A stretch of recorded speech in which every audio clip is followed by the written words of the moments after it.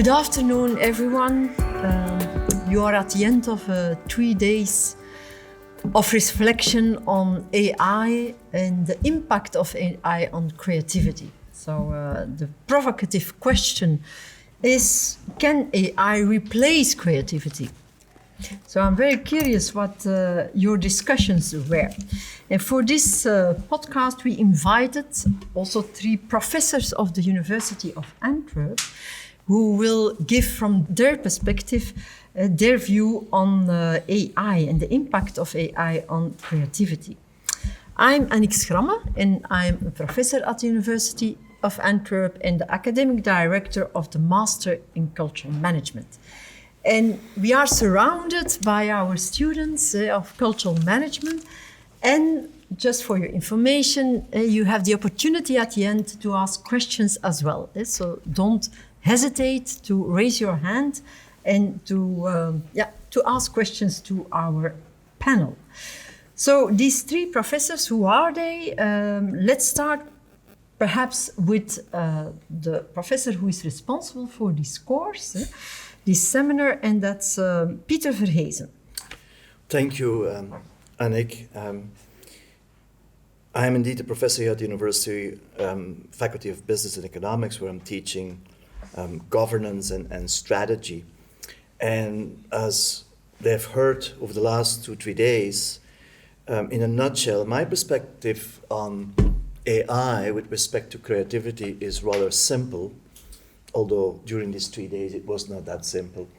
But I believe that AI has a certain intelligence, and potentially it can be creative with the understanding that it does not have consciousness, which to me, based on a definition by Professor Margaret Bowden, is necessary to call it creativity.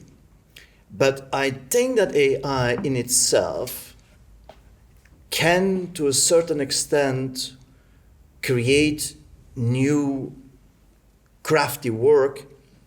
But at the end, I still believe you need the intention or the intentional consciousness of a human being, an artist, that will use AI to create something novel, surprising us, and something that is valuable for us as an individual and as a community. So these are the 3 characteristics of what I consider creativity based on that definition by Margaret Bowden. And in that sense, I think that AI probably can help to create new artistical pieces, but I do not think that AI by itself can completely take over a creative artist. That would be in a nutshell what I've tried to explain and what I believe. Thank you, Peter. Now we move on to another Peter, and Professor Peter Hellings. And can you explain also your perspective on AI? First of all, I'm the head of the Department Electronics ICT here at the University of Antwerp. We are of the Faculty of Applied Engineering, where I teach courses like AI, but also programming and so on. Next to that, I have a research team, which is called Modeling for Sustainability. What we do is we build AI-driven applications for sustainable solutions. We're working in autonomous shipping, we're working in renewable energies, balancing the grid and so on, using AI.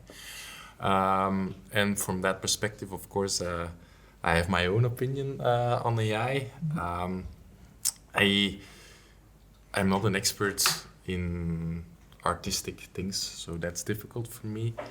But I think, in the contrary of what you say, that AI can create new things. And maybe to put it a bit in the direction that you were talking about intention.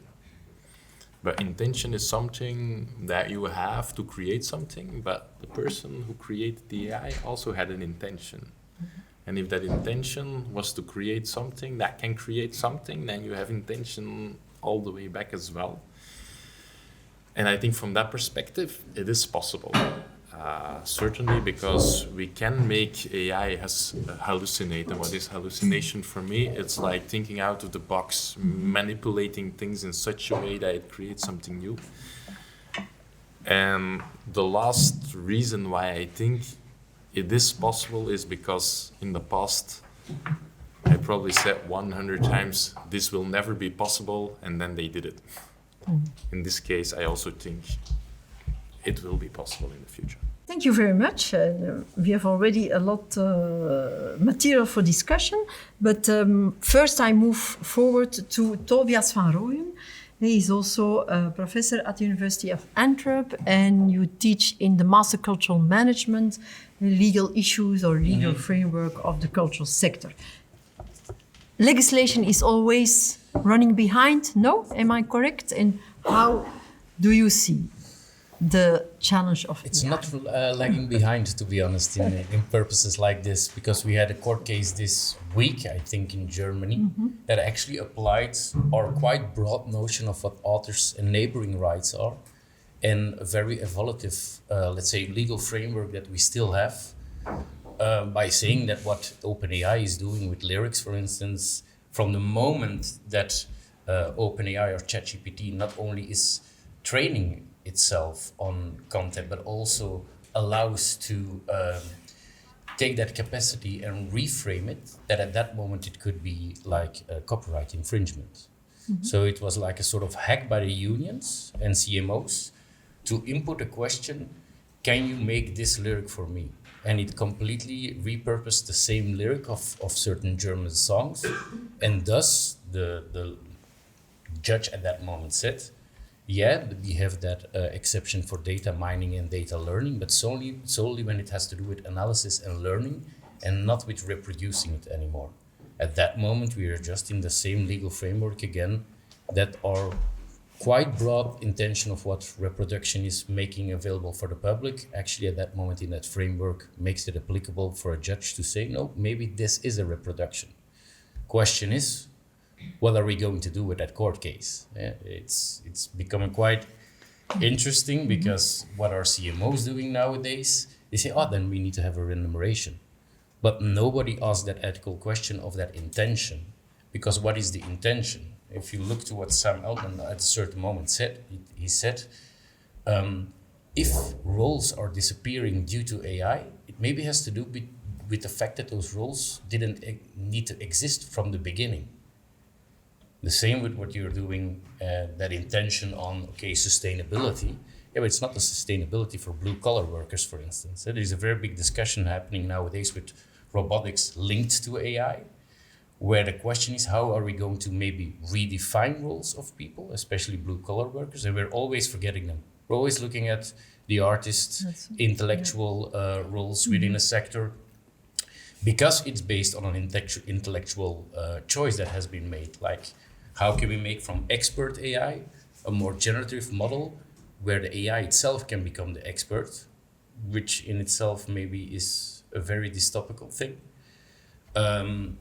But our legal system, when we're talking about the creative sectors and authors' rights and neighboring rights, is able to withstand certain things. And there the question in the legal system is quite easy. Can AI ever be an author? No, that's clear. It's never going to be the author. The author is going to be the one that makes the prompts, or based on the prompt, the AI system is going to make something, and then based on the decision afterwards, all those things combined could say, okay, you use AI as a sort of tool, a pencil, let's say, but the creativity is still not within that system that has no consciousness and never can have a eureka moment, can never have the same consciousness as somebody saying, oh, I made something which is really interesting.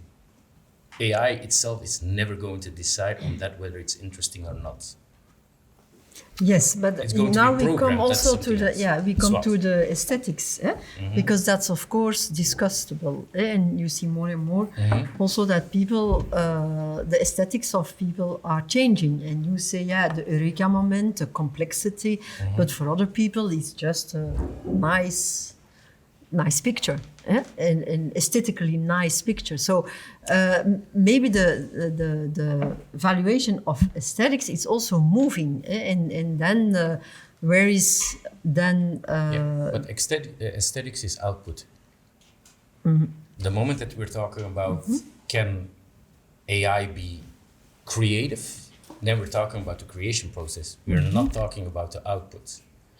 People can have the idea that it was creative, but in itself, during the creation process, it was not creative. Yeah, we have something that the others need to react on, because I think that in terms of value, and that's also financial value, the art market is valuing the product and not the artist. So therefore, yeah, we can discuss about that. But I'm very curious to hear what is the opinion of the other side of the table.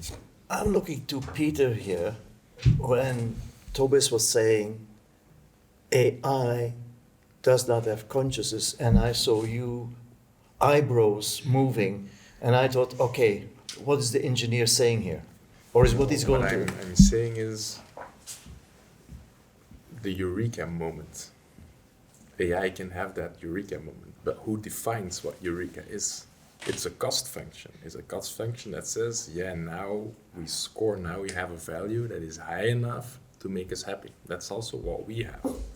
That eureka moment is a moment that our senses get something into your brain and it says, yes, this is what it has to be. We can do that in AI. We have to make a cost function, which is defined by a human being, probably, but maybe not with the intention of this specific artwork, but somewhere else. And then it can say, yeah, this is new.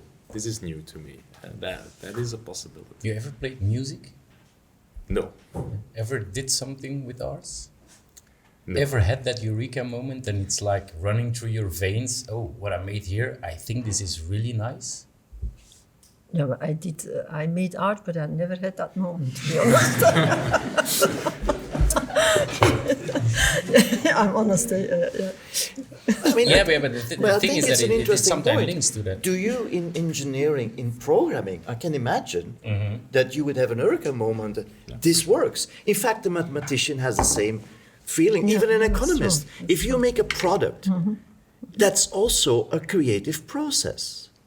That is that could be eureka. So I can imagine in engineering. Yeah, but the process is not that visible. So is it indeed not possible that, and it looks like a contradiction, but that through AI, the role of the artist is becoming even more important? Because me as a buyer of art, I want to know who is the human being behind it, who created it, and maybe he can involve me or she in this creative process, and then the value of the product is increasing for me. Is that not possible that because of AI, the person who is behind it becomes even more important? I know it sounds like a paradox, but it's a question. It depends on how you see it, I think.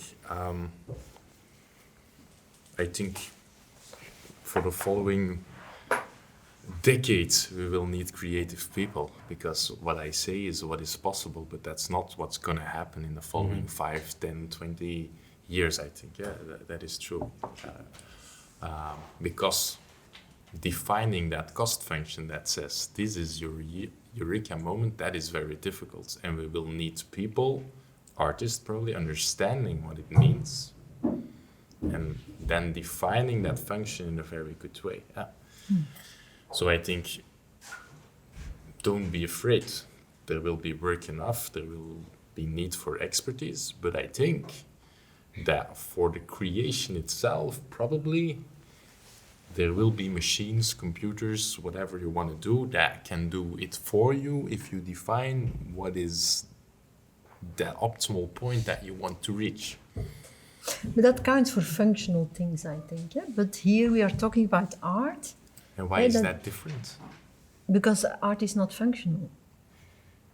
That's true, but most art is mathematics, right? Music. I look at Tobias or Peter. Ever played music? If it was mathematics, then every composer would make the same music. Not necessarily. And why not? Because mathematics has infinite numbers. Hence why I can imagine that you can have infinite interpretations Yeah, and then you add physics on top, and then you get timbre in music and so on. But Yeah, and the complexity rises enormously, which means that in like a design space which is enormous, you have to find for that optimal spot. And finding that spot is very difficult. And that's what we as human beings are very good at. Being out of the box, finding such a spot. But it's not impossible that technology can find that spot as well. But still, you mentioned intention. And you said, Peter, that the computer will be able at one point in time to decide by itself to start a process. The computer will never start a process So you itself. still need a human being. There always needs to be somebody who says a computer what to do. Always. It can be a computer that says to multiple computers what to do, right? Yeah. That's possible, but then somebody needs to start their first computer. Right.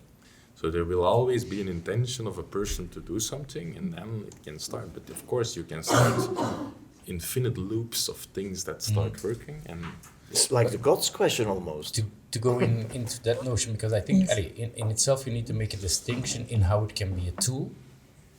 Because in that sense, AI is doing interesting things in the sense that we open up maybe a floor to people who are not necessarily the biggest in ego, but still have very interesting ideas. Not necessarily the best craftsmanship, let's say, but with those ideas, AI can support as a tool function to make art from that point of view. But then the question for me is whether they make art or not, oftentimes is based on whether there is an agent, an agency that decides whether that's qualitative art, yes or no. Difficult thing that's going to be there probably is not solely that process in itself of that tool. Because if we go to imagining what you're going to say, we can even have AI being its own agency. The moment that Spotify says we allow everything to fill with AI, which they are doing at this moment, and then they also try to crack the algorithms on what has been listened most and so on and so on. It's what we see nowadays. The second song at this moment in the top 10 in Netherlands is made by AI. And then we go into like an ethical question, because that song is about asylum and how we don't want asylum seekers in the Netherlands. And it's number 2 in the top charts. Because we allowed, in a way, to have AI also create that agency maybe, or at least an agency allows those algorithms within. So there are very positive sides to AI as a sort of technology. Especially linked towards how processes can become much better. Take, for instance, in music, slicing, for instance, which makes it easier for hip-hop DJs and so on to really go into like sampling and so on. But it also can be used in a very different way. And that's that question, like, for instance, taking over roles of others. But I think one of the things is, of course, there is a newer generation of people that has a completely different notion of what art is. Exactly. Or how they are confronted with it. Like you see it, for instance, in games, the bigger concerts are in-game. I think that's a perfect bridge to see at the young generation, the students. What do you think is indeed the core question? Can AI also generate art that you would appreciate or... Who thinks yes? Raise your hand. Raise your hand. Who thinks no? Yeah, it's a binary question. That's yes or no. It's actually an easy question. No? Yes, I think he has a question. It's that if I can appreciate it, if I don't know it's AI. And the moment I know, my appreciation will diminish. Yeah, very interesting. The soul is out of it. Yeah, and the work of art will stay the same, but I don't know my connection to it and my appreciation for it. From the moment I know it's... That's a philosophical question. Peter. Yeah, no, but I think you're right. And we had this morning the debate when one of the first AI art pieces was auctioned, which was called Bellamy, which was an algorithm based on, I think, 200 years portraits. And to me, the way I expressed it, it looked quirky. And I was biased because it did fulfill, it surprises us, it's definitely novel, and it may have value, it definitely had market value, it was sold for $422,000. But there was an element that put me off, and that was I didn't understand the intention. Maybe that's not so relevant anymore, but for me, which is the fifth characteristic that I firstly feel is important, what you've called the eureka moment, is I didn't feel in awe, like, wow.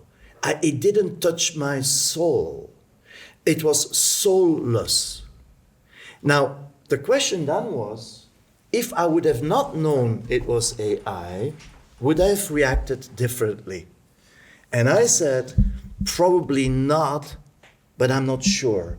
Probably not, because still I would not feel this is art that speaks to me. And the answer I gave this morning was, I would have not put it in my living room because I was not touched by it. But that's a very subjective experience. So the question is, I think, and that's what we discussed in class as well, there is a change going on in the definition of what is art, and I think it's evolving as AI is evolving. Can I ask a question? Yes. Let's say that we use that technology. Which one?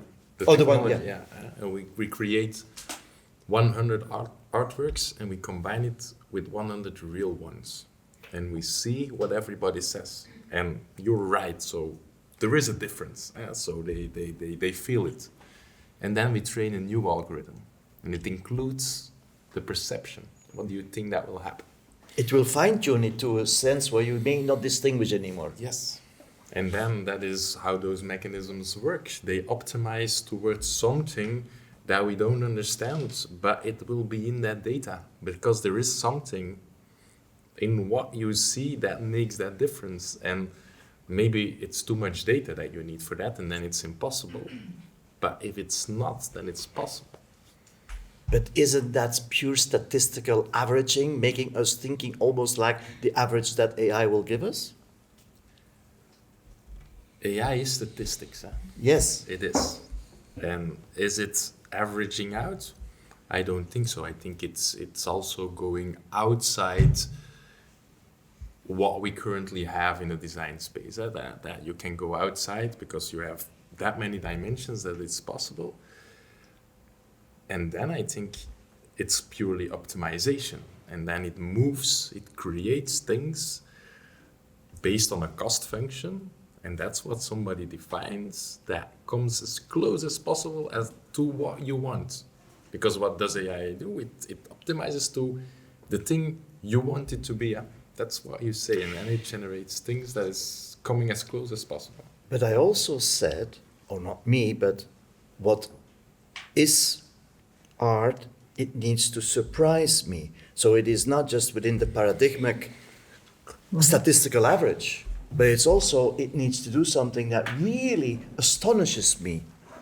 That will not be part of the AI. Why not? But can I intervene? Because I think that maybe it's not that black and white. Because if you go to art schools now, because if we talk about it, of course, it has an impact on art education as well.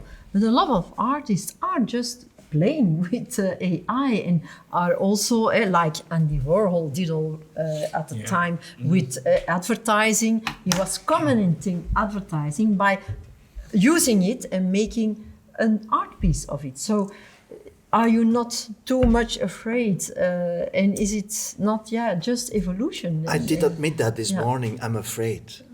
And I'm getting old. Time to leave the scene to the newer generation, because indeed it is a scary thing sometimes. But at the same time, I'm still embracing because it's technology. And I think we should use it. Sorry.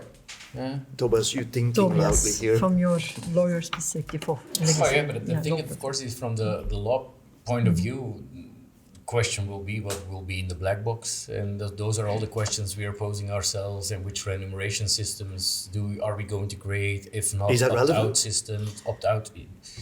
Not necessarily, but that's the fight that they're taking on at this moment. What happens if people use the creative process of somebody else? But that's not completely different as what we saw 20, 30 years ago. It's more disruptive, I think. It's more because disruptive. indeed, who will be the winners and who will be the losers in terms of remuneration and That's finance? going to be a and that will big change. That will differ. Yeah. I think that will differ from sector to sector. I think in music and audiovisual sector there are some problematic evolutions, and it not necessarily has to do with authors' rights, neighboring rights. Most of the time, it has to do with portrait rights. It has to do with your voicing. It has to do with the recording of your picture and how we can reiterate such things. Like, for instance, in the audiovisual sector, in film industry, they're like, okay, all those extras, we don't need them anymore. The moment that we motion capture everything, we can use those extras in all our movies. Whether that's a good idea, that's something else. But those things are happening. Voiceover actors also at this moment, a lot of discussion, because from the moment that our voices are recorded and learned, we can make use of it. And then the question is, what legal framework are we going to put on top of that? So most of the time nowadays they say from a legal point of view, authors' rights, neighboring rights is not necessarily maybe the biggest discussion, in the sense that we need to have those discussions within the legal framework we have now to confront that legal framework and see what we need to add on top. But oftentimes they say, okay, we need to have more contexts on portrait rights, everything that has to do with your personality rights, voicing and so on. To go into that, of course, what the thing is, it is not necessarily as new.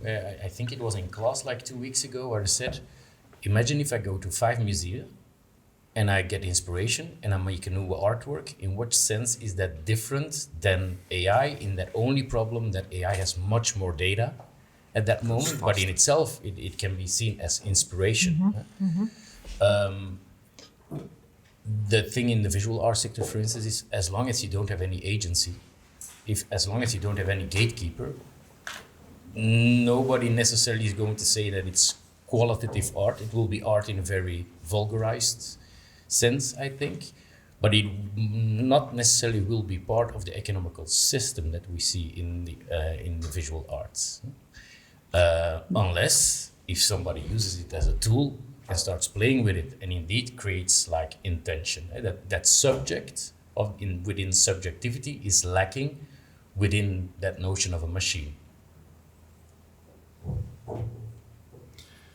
What I want to add here and what is very important is the things that you want to achieve is making it ethical, right?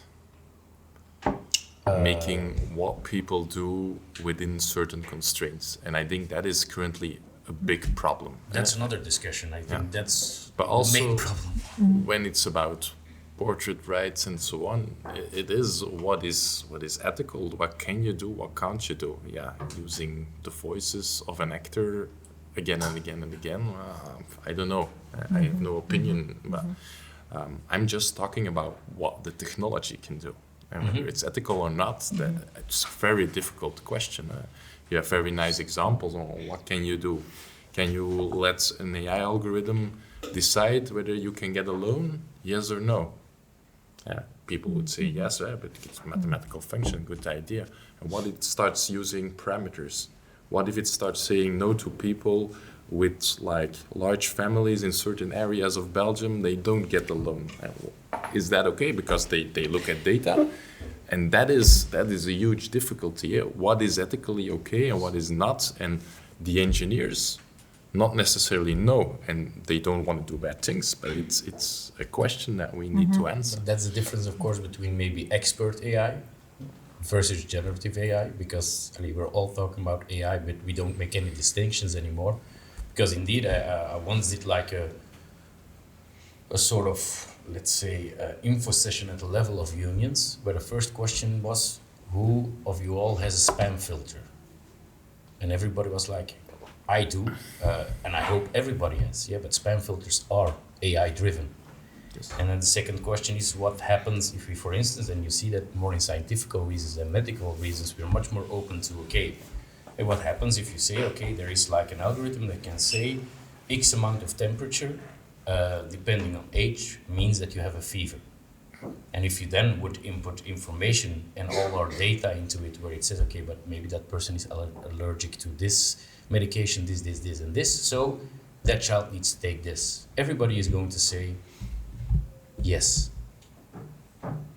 Or a lot of people are going to say yes. And that's the problem, of course, that where do we make that distinction between, or do we need to make that distinction? And now I'm going to the dialectics because the difficulty with this discussion is you can always argument in favor or the one or the other. The only problem will be is in 10 years we're still having the same debate, but that ship already has sailed.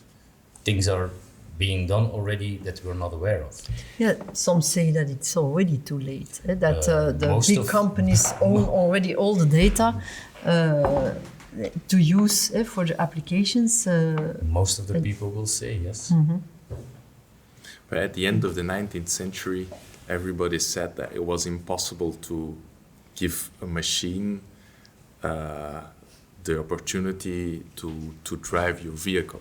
Don't give that to a machine. We have a horse for that. Who could imagine that we can give that, how do you say it, responsibility to a machine? And just 20 years later, everybody was driving a car, right? So it's an evolution. But is this revolution not more? Yeah, also that's. It's about giving people say that responsibility to a machine. Yeah, yeah, but now it's always going. It's increasing a step further and further. And as you say, the ethical dimension, is huge, and is not regulated at this moment, or there is not enough. There are initiatives, but also the issue of inclusivity by. Diversity, and how diversity. it's also making valorized new language. There are a lot of things, but that argument I see it quite often, and I hear it quite often. And in my opinion, sometimes that's an historical bias. It's not because in 200 years ago we had something which was not disruptive on a social level. Now we maybe, and let's see what happens in 20, 30 years, but we probably are confronted with a social disruption. Yeah, but I agree. Take, for instance, those but what blue-collar I workers. think is, don't be afraid, but be careful. And let's all sit together and think about what can go wrong, what can go right, because none of us really know at the moment. And if we as a community can start thinking about that, having these debates, which are very good, and of course you feel I'm going to the extreme, and I'm not that extreme as what I'm saying now. Same. But those debates are very important to have, because then you see everything in perspective and what is possible and what is dangerous. But let's go back to art, the impact of AI on art and culture. Because what you said earlier, Tobias, was very interesting. You said, and you said it as well, you still need an agency, someone who's behind. But, you said, maybe it's not the artist who has the best skills anymore, but has just good ideas to make certain combination, and that's also good enough. So our definition of art is changing, and inevitably also our definition of quality. But is that because you could say that actually, not for all artists, but you have the studio system in arts. And now we're talking a lot about visual arts. There's something else, visual arts versus, but the visual arts, you already have that studio system, where there is like an Oliver Eliasson, there is like a lot of them, and I can't get the names at this moment, but where it's like, okay, I have an idea, or take Rinus van der Velde, I have an idea, studio assistant, make from that idea a work. Rubens did that as well. Rubens did the same. Mm-hmm. Yeah. So you could also say that in that sense it's not that different, and it makes something for me quite at this moment clear, is that AI is never going to be Nick Cave. Nick Cave is on the stage, Nick Cave has a story, and that's also how marketing in the creative sector but Nick Cave works. is already famous, huh? For True. starting artists who are not known yet, it's another question. True, that's a thing, but the thing is, it's never going to replace a person on stage at this moment yet. The question is whether people will ever be open to that. Like, it's like a facsimile of somebody on a stage. But the studio system in itself is already a little bit Yeah, what happens with new. AI. Yeah. That's not new, that Yeah. somebody is maybe better in generating ideas than working those ideas out into a product. Within architects, design, you see the same thing. So it would allow, I think, people with a very creative mind, let's say, to use those tools and come to the same output. The only thing then is, will they find an agency? Will they find somebody? Will Pitchfork write? But you also teach about fair pay. So, and that will change. So who, again, my question, who will win and who will lose with the... That's the, for me, if use of AI. If we saw that court case this week where that, I think it was the German CMO Gamer, says, now we can maybe negotiate licensing deals. Yeah, true, but based on what? There was an idea they had in France to say, okay, OpenAI, because everybody is looking to OpenAI as if there doesn't exist anything else. The tools that are there outside of OpenAI, it's numerous. But then they were like, okay, let's create a remuneration system where it says every time that it bases off certain documents of somebody, that the original author needs to have a remuneration. But the moment that I ask ChatGPT, create an artwork in the style of Luc Tuymans, I'm not aware whether it's really going to base itself off Luc Tuymans. It could be that it bases itself out of artworks that are in the style of Luc Tuymans. Yes. Van Bosse, others, for instance. But you still see it on a very individual level, while in a go then to Peter Verhezen, you also teach... something else, because what they then been saying is, okay, what can we do, for instance, with the New York Times, where we sell all the data, and they say, okay, then we need maybe have a remuneration for the fact that they trained, the system was trained on all that information. Okay, so we all wrote scientific research or other texts, so that means that my 5 papers I ever made will count for 0.00000, numerous zeros after the virgule, that moment would say, okay, then now I get 8 cents. It's not going to work that way. That system of how CMOs look towards it, I'm not sure whether creating licensing deals, where it's for all their members, then for instance says, okay, that's 3 million euros a year, then still we will have a discussion on, okay, but 3 million euros a year, but what was the most generated prompt, what were the most generated questions, and how going we to then make that partition between the one and the other. From fair pay practices at this moment, I don't see any solutions yet. And then, of course, that's why a lot of people start talking about UBI. Exactly, The economists would say the market decides. Yeah, but also that market is a global market.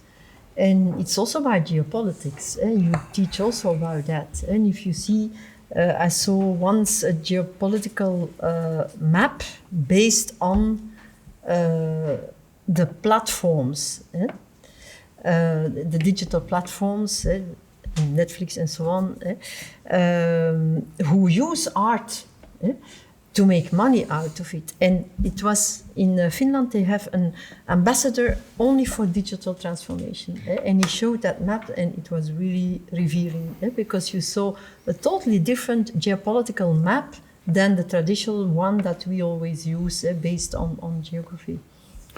Well, as an economist, obviously, I'm close to the engineers here then, because we use AI as much as possible because it's an optimization issue. And if we can optimize in a better way with technology, we will use it. There is no doubt.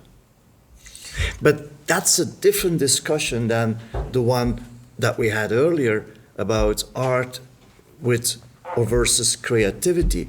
I have no doubt we should embrace AI from a pragmatic perspective, but the discussion we had here was more, what are the boundaries? What are the boundaries to determine whether a piece produced by AI, be it machine learning and or Gen AI, is being considered by the public, the audience, or even the author, the artist, as real art. It can be very crafty, but is it art? That's a very different discussion of, okay, we're going to use it to optimize a certain problem. I gave the example in class about Stitch Fix, which is an American company, where you have basically using AI to create 5 fashion products that are sent to females in the US based on the data on what is fashionable plus the size of the individuals based on a subscription model like Netflix, exactly the same. And the lady became a billionaire because it worked. And the genius was that there was a person, 300 people who writing notes, put in a box because nobody wants to be perceived as a number. So yes, the human being, even the people knowing this is an AI-driven model that selects the 5 items for us to wear, we still want to have that human touch. And so in that sense, I have no problems with AI at all. It's the other part where I feel like, okay, how far are we willing to go? Yeah, but we come back to the definition of art then, eh? Because what is real art for you, Peter? And then I will ask the class. I did admit this morning that it is shifting. Art, as I said, is always within a certain cultural paradigm. What are the accepted norms? At the same time, it needs to be novel. It needs to bring something new. It needs to surprise us. It needs to also be valuable to the community, the audience that perceives art. And I add, it needs human agency, which is related to consciousness. And that is, for me personally, the distinctive factor of this is what AI cannot do, because it doesn't have that consciousness yet. The ghost in the machine. And in that sense, that is the definition that I am following, okay, but yeah. I could be really wrong. Who does not agree? So you all agree? No. Okay, yes, please. Well, you didn't say this now, but you also said that for you to think something is art, it needs to touch you, like. Yeah. And I think personally, when I walk into a museum, not every artwork I see touches me personally. So maybe it's new, maybe it's surprising, but it doesn't. So, but then that doesn't mean that it's not art, because I can see why it could be art. It's just not, to me, it's not touching me personally. But that's why I also think then something made by AI can be new, it can surprise me, it can be valuable to a community. But it should touch somebody, at least you. Yeah, but so That's still art, and that's fine with me. Yeah, but Peter, maybe we also need to watch language, because the interesting thing you're saying is made by AI. And that's also what you say. It's not made by AI. It's made by somebody using AI. And one of the main problems is if we start doing such discussions, words are actually quite important. Same with like fair remuneration. But then maybe going to hack this question again. Let's call it an AI-generated art. Yeah. Can we agree on that then? Yeah, but that's yeah, still and made by someone that's. Yes, but that's Voilà. what Professor Peter Helling said.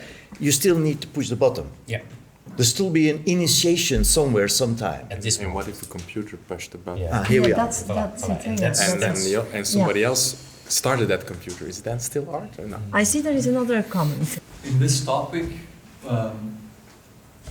sometimes we also think about how the result of art created by AI, if we know it's AI, we have a different reaction to it than if we don't know it's AI. And I'm thinking like, what would be needed for me personally to consider something that AI created as art? And I think it is important, or at least for me personally, that if the AI would struggle to make something, and it would be difficult for him, then I could accept that as art. But if if for AI it just comes like an equation, and maybe here comes the problem, right? That it's not aware of something it is doing. Conscious. Yeah. Exactly. For me, there is, if you could say to me, like, if you want, we can make sure that AI feels pain or that it struggles, then I could consider what AI makes as art. Can I Because ask you two make- questions? He becomes human then for you, in a way. Yeah, you could say We are that. not perfect. Yes. Yeah. Sorry. Can I ask two questions?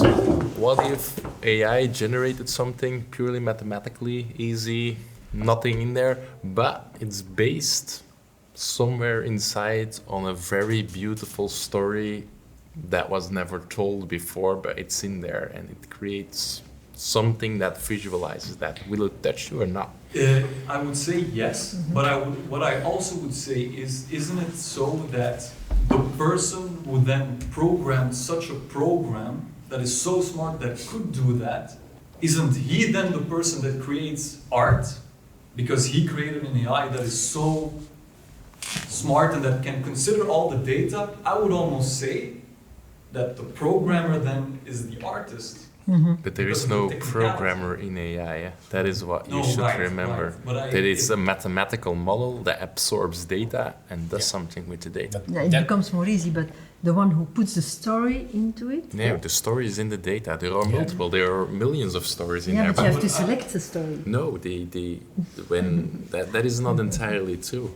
It's a model, and yeah, of course, you need some input for that model, but it can even be randomized and then optimized, and something very beautiful can come out. So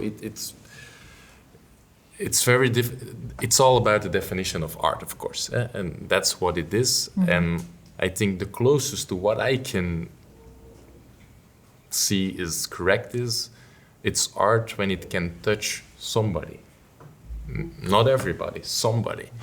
And then I think it can be perfectly be generated by AI, it can be perfectly be done by something else or somebody else. That's okay. I think nature can make beautiful art as well, right? Yes, it reminds me also of the discussion in the art world itself about what is art and who is an artist. And the solution or the answer to that question is, and that is broad accepted, is once you call yourself an artist, it's art. And a network. And it was a research that was done in 2005 also said Yeah. you also need to have a network. And that's agency. So it's not in the appreciation of the viewer, but it's the person who creates it. Yeah, I don't know. Why would we do that? Why can't we just accept if it touches somebody, whoever did it, whether we need AI or not? That's we are what okay. nature. Nature can touch us, but nature is not necessarily art. But why not? Ah, Why do we need to make a difference there?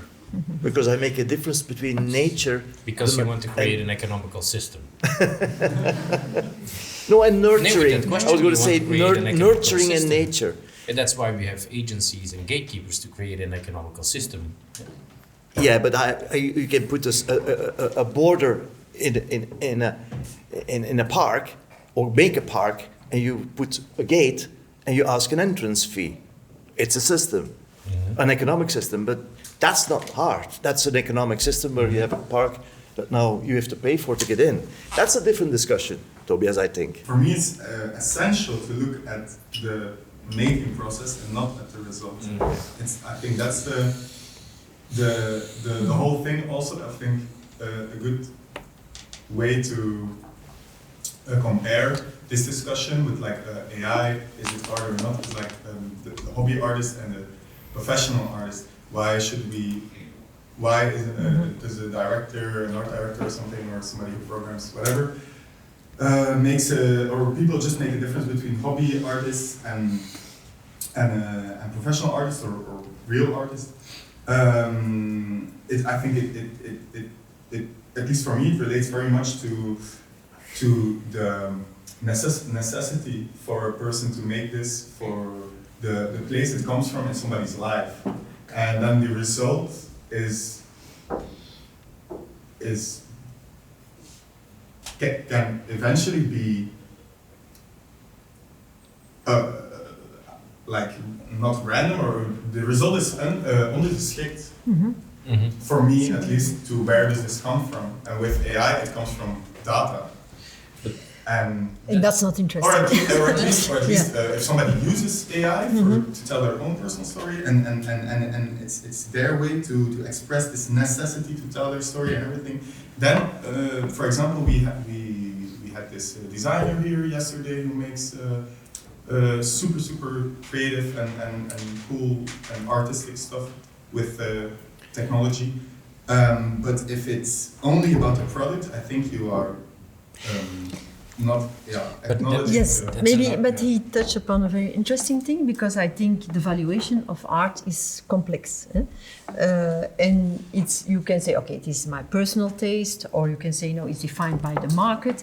But actually, it's more. What about reputation also of artists? And how can AI ever build a reputation? Can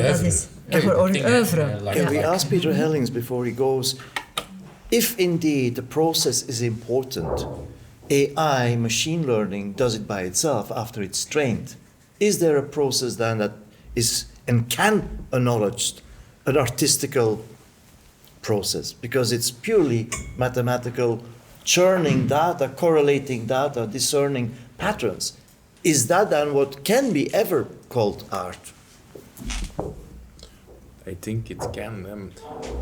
Before I go ahead, because I have to go in 3 minutes, let me first say, please all continue to do art, because it will take a very long period before AI and the mathematics can do what our brain can do, because the complexity of our brain is way higher than what we can do in computers. Even when we have those big data centers, we are not even close. Next to that, I think that we all have different definitions of art, which is great.